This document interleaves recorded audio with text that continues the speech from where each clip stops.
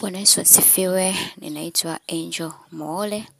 Leo nataka kushare na wewe kitu kidogo. Wakati mwingine usipende kusikia unachotaka kusikia, bali penda kusikia unachopaswa kusikia. Narudia tena, usipende kusikia unachotaka kusikia, bali penda kusikia unachopaswa kusikia.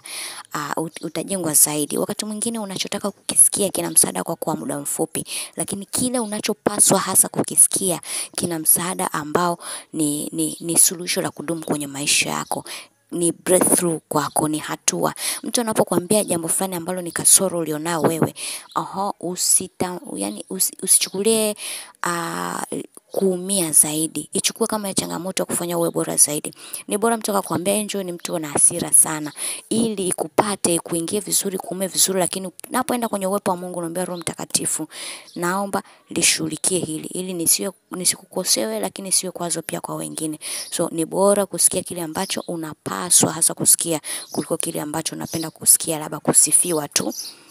Penda wakati mwingine kusikia eneo lingine la udhaifu ulionao. Hasa Mungu anapoinua watu kukuelezea udhaifu wako, inakuwa ni jambo zuri ujitengeneze. Na endelea kutafakari haya. Mimi ni Angel Moole.